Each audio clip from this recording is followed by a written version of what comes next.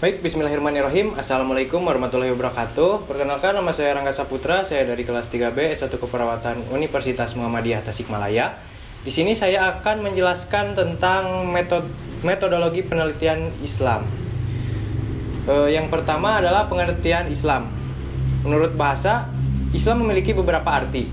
Dalam bahasa Arab, Islam merupakan masdar dari kata aslama yuslimu islaman yang artinya taat, tunduk, patuh, berserah diri kepada Allah. Sedangkan jika dilihat dari asal katanya, maka Islam berasal dari kata asalamu, aslama, istaslama, salim, dan salam. Pengertian lengkapnya sebagai berikut.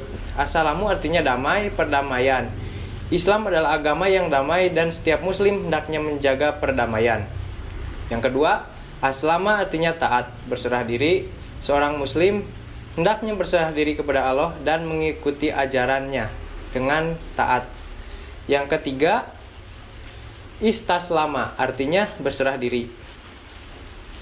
Yang keempat, salim artinya bersih dan suci. Ini merupakan gambaran dari hati seorang muslim yang suci dan bersih, jauh dari sifat syirik, iri, dan dengki. Yang terakhir, salam artinya selamat. Keselamatan. Islam adalah agama yang membawa kita dalam penuh keselamatan. Jika seorang muslim menjalankan ajaran Islam dengan baik, maka Allah akan senantiasa menyelamatkan baik di dunia maupun di akhirat. Yang selanjutnya adalah pengertian Islam dalam hadis. Dalam hadis Rasulullah pernah dijelaskan arti Islam. Hadis tersebut terkenal dengan hadis Jibril. Karena saat itu malaikat Jibril dengan wujud laki-laki datang dan menemui Rasulullah. Malaikat Jibril yang bertanya tentang Islam dan meminta penjelasan pada Rasulullah sebagai berikut. Dari Umar radhiyallahu berkata, ketika kami sedang duduk-duduk bersama Rasulullah SAW, tiba-tiba muncul seorang laki-laki yang pakaiannya sangat putih, rambutnya sangat hitam. Pada dirinya tidak terlihat tanda-tanda seorang musafir, namun tidak ada satupun di antara kami yang mengenalnya. Hingga ia duduk dekat Nabi Muhammad SAW. Dia menempelkan lututnya ke lutut Nabi dan meletakkan telapak tangannya di atas paha Nabi. Dia berkata, "Wahai Muhammad, jelaskanlah padaku tentang Islam." Rasulullah SAW menjawab, "Islam adalah engkau bersyahadat bahwasanya tiada sesembahan yang berhak disembah kecuali Allah, dan Muhammad adalah utusan Allah. Menegakkan sholat, menunaikan zakat, berpuasa Ramadan, dan melaksanakan haji jika engkau mampu melaksanakannya." Hadis riwayat Muslim. Yang selanjutnya ada sumber ajaran Islam. Sumber ajaran Islam ini ada 3. Yang pertama adalah Al-Quran. Al-Quran adalah kalamullah yang berisikan firman-firman Allah, diwahyukan kepada Nabi Muhammad SAW sebagai salah satu mukjizatnya melalui perantara malaikat Jibril. Dan Al-Quran juga merupakan kitab suci umat Islam yang berisikan tentang akidah, ibadah, hukum, peringatan, kisah-kisah, dan isyarat pengembangan iptek atau ilmu pengetahuan dan teknologi yang dijadikan sebagai acuan dan pedoman hidup bagi umat Nabi Muhammad SAW. Yang kedua ada hadis atau sunnah, merupakan sumber ajaran Islam. Yang kedua, sunnah merupakan kebiasaan yang dilakukan oleh Rasulullah, baik dari segi perkataan, perbuatan, maupun ketetapan atau persetujuan Rasulullah terhadap apa yang dilakukan oleh para sahabatnya. Dan yang ketiga, ijtihad, yaitu mengerahkan segala kemampuan berpikir secara maksimal untuk mengeluarkan hukum syar'i dari dalil-dalil syara', yaitu Quran dan hadis.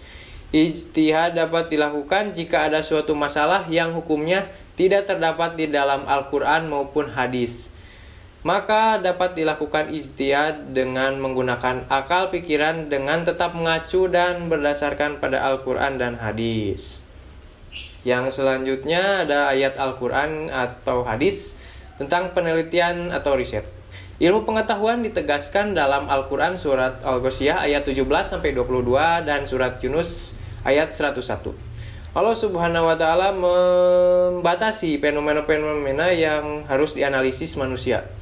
Ini merupakan prinsip penting dalam riset ilmiah, yaitu pembatasan pokok-pokok masalah sebagaimana dalam surat Al-Baqarah ayat 164 dan surat Al-An'am ayat 38. Kemudian Allah Subhanahu wa taala merinci kehusuan-kehusuan fenomena-fenomena tersebut hingga dapat memudahkan manusia dalam mengkaji dan mengambil manfaat darinya. Surat An-Nur ayat 43 sampai 44. Selanjutnya ada sejarah perkembangan penelitian atau riset dalam Islam. Yang pertama adalah periodisasi sejarah dalam peradaban Islam secara garis besar terbagi 3 bagian, yaitu fase klasik dimulai dari tahun 650 sampai 1250 Masehi, fase pertengahan pada tahun 1250 sampai 1800 Masehi, dan fase modern mulai 1800 sampai sekarang. Berikut masa sejarah perkembangan penelitian dalam Islam.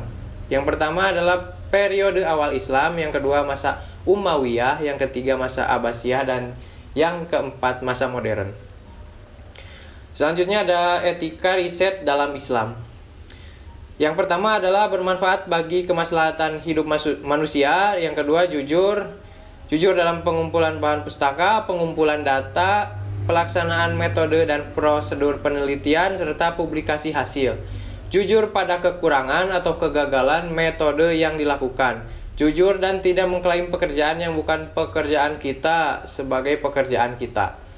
Yang ketiga, menjaga kelestarian hidup atau tidak berbuat kerusakan. Yang keempat, tidak merugikan yang lain dengan mengatur aspek baik segi material, segi fisik, segi psikologis, dan segi sosial.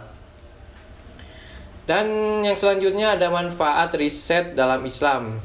Yang pertama adalah bermanfaat bagi kemaslahatan hidup manusia, yang kedua menjaga kelestarian hidup atau tidak berbuat kerusakan, yang ketiga sebagai konsep berpikir kritis dan positif, dan yang terakhir mengangkat kejayaan Islam. Mungkin itu saja presentasi metodologi penelitian Islam saya. Terima kasih atas perhatiannya. Billahi taufiq wal hidayah. Wassalamualaikum warahmatullahi wabarakatuh.